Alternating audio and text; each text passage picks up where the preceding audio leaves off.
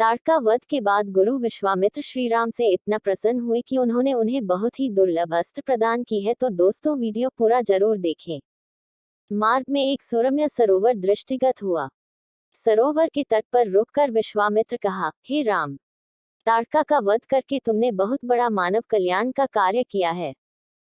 मैं तुम्हारे इस कार्य, पराक्रम एवं चातुर्य से अत्यधिक प्रसन्न हूँ। मैं तुम्हें कुछ ऐसे दुर्लभ अस्त्र प्रदान करता हूँ जिनकी सहायता से तुम दुर्दमनीय देवताओं, राक्षसों, यक्षों, नागादिकों को भी परास्त कर सकोगे। ये दंड चक्र, धर्म चक्र, काल चक्र और इंद्र चक्र नामक अस्त्र हैं। इन्हें तुम धारण करो।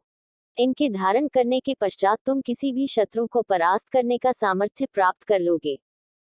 इनके अतिरिक्त मैं तुम्हें विद्युत निर्मित वज्रास्त्र, शिव जी का शूल, ब्रह्मशिर, अशिक और समस्त अस्त्रों से अधिक शक्तिशाली ब्रह्मास्त्र देता हूँ।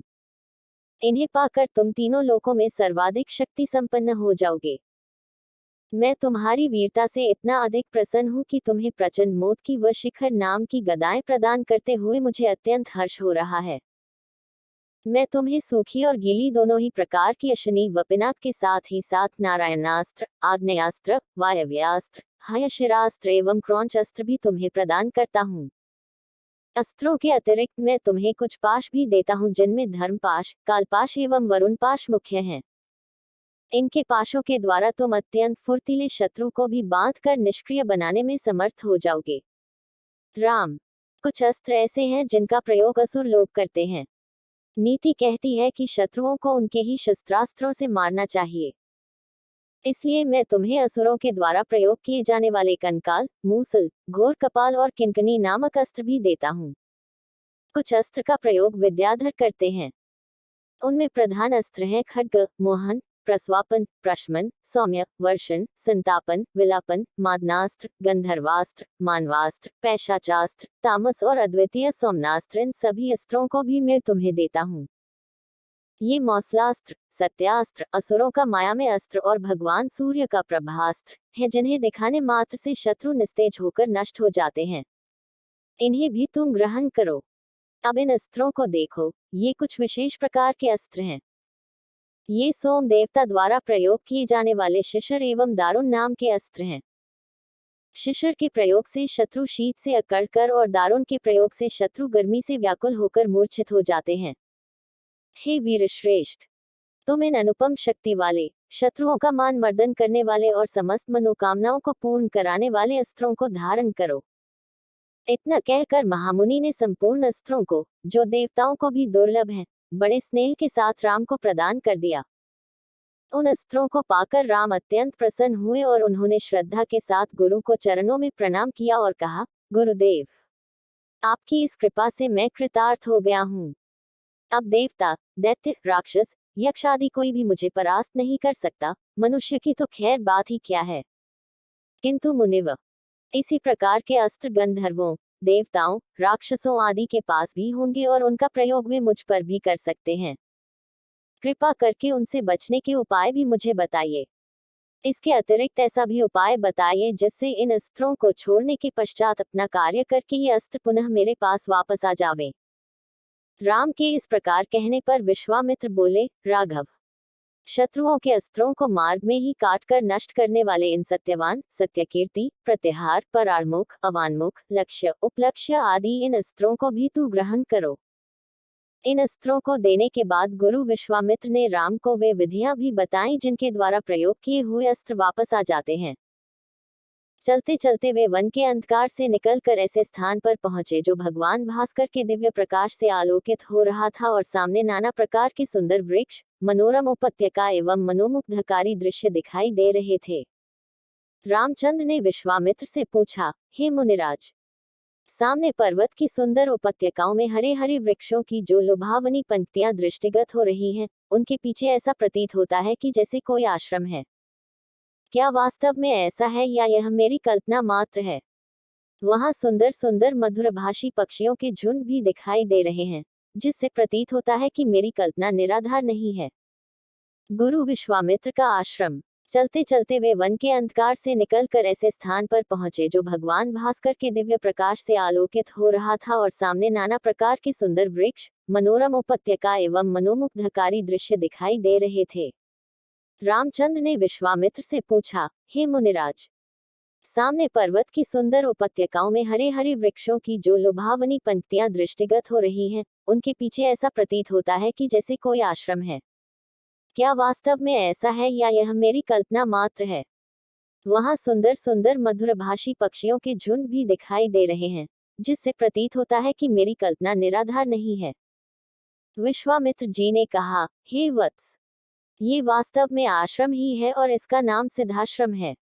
ये सुनकर लक्ष्मण ने पूछा, गुरुदेव, इसका नाम सिद्धाश्रम क्यों पड़ा? विश्वामित्र जी ने कहा, इस संबंध में भी एक कथा प्रचलित है। प्राचीन काल में बलि नाम का एक राक्षस था। बलि बहुत पराक्रमी और बलशाली था और समस्त देवताओं को पराजित कर चुका था। एक बार उसी बलि ने यहाँ पर एक महान यज्ञ का अनुष्ठान किया था। इस यज्ञानुष्ठान से उसकी शक्ति में और भी वृद्धि हो जाने वाली थी। इस बात को विचार करके देवराज इंद्र अत्यंत भयभीत हो गया। इंद्र समस्त देवताओं को साथ लेकर भगवान विष्णु के पास पहुंचा और उनकी स्तुति करने के पश्चात उनसे प्रार्थना की, हे त्रिलोकीनाथ, राजा बलि ने समस्त देवताओं को परास्त कर दिया है और अब वह एक विराट यज्ञ कर रहा है। वह महादानी और उदार हृदय राक्षस है। उसके द्वार से कोई भी याचक खाली हाथ नहीं लौटता।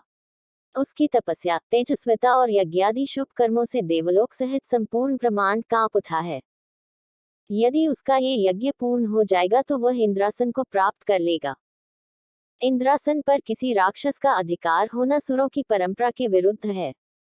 अतएव, हे लक्ष्मीपति, आपसे प्रार्थना है कि आप कुछ ऐसा उपाय करें कि उसका यज्ञ पूर्ण न हो पाए। उनकी इस प्रार्थना पर भगवान विष्णु ने कहा, आप सभी देवता निर्भय और निश्चिंत होकर अपने अपने धाम में वापस चले जाएं। आप लोगों का मनोरथ पूर्ण करने के लिए मैं शीघ्र ही उपाय करूंगा। देवताओं के चले जाने के बाद भगवान विष्णु वामन, बौने का रूप धारण करके वहां पहुंचे जहां पर बलि यज्ञ कर रहा था। इस बौने किंतु परम तेजस्वी ब्राह्मण से राजा बलि अत्यधिक प्रभावित हुए और बोले, विप्रवर, आपका स्वागत है, आज्ञा कीजिए, मैं आपकी क्या सेवा कर सकता हूँ? बलि के इस तरह कहने पर वामन रूपधारी भगवान विष्णु ने कहा, राजन, मुझे बैठकर भगवान का भजन करने के लिए सिर्फ 2.5 चरण भूमि की आवश्यकता है। इस पर राजा बलि ने प्रसन्नता पूर्वक वामन को 2.5 चरण भूमि नापने की अनुमति दे दी। अनुमति मिलते ही भगवान विष्णु ने विराट रूप धारण किया और एक चरण में संपूर्ण आकाश को और दूसरे चरण में पृथ्वी सहित पूरे पाताल को नाप लिया और पूछा, राजन, आपका समस्त राज्य तो मेरे 2 चरण में ही आ गए। अब शेष आधा चरण से मैं क्या नापूं? बलि के द्वार से कभी भी कोई याचक खाली हाथ नहीं गया था।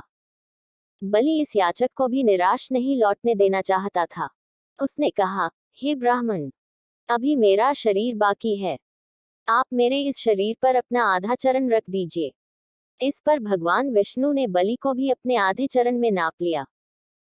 बलि का ये दान इतना महान था कि बलिदान के नाम से विख्यात हो गया।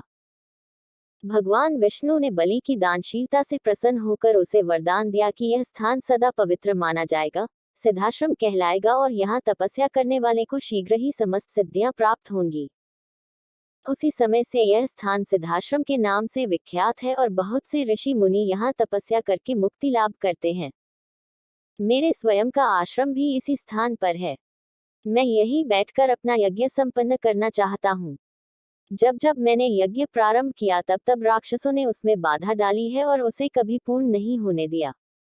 अब तुम आ गए हो और मैं निश्चिंत होकर यज्ञ पूरा कर सकूंगा। इस प्रकार की बातें करते हुए विश्वामित्र ने राम और लक्ष्मण के साथ अपने आश्रम में पदार्पण किया। वहां रहने वाले समस्त ऋषि मुनियों और उनके शिष्यों ने उनका स्वागत सत्कार किया। राम ने विनीत स्वर में गुरु विश्वामित्र से कहा, मुनिराज, आप आज ही यज्ञ का शुभारंभ कीजिए। मैं आपको विश्वास दिलाता हूँ कि मैं आपके यज्ञ की रक्षा करते हुए इस पवित्र प्रदेश को राक्षसों से मुक्त कर दूंगा। राम के इन वचनों को सुनकर विश्वामित्र यज्ञ सामग्री एकत्रित करने में जुट गए। दोस्तों, कैसा लगा आज आप लोगों को हमारा वीडियो? आशा करते हैं सभी को पसंद आया होगा। पसंद आया तो हमारे चैनल को सब्सक्राइब जरूर करें।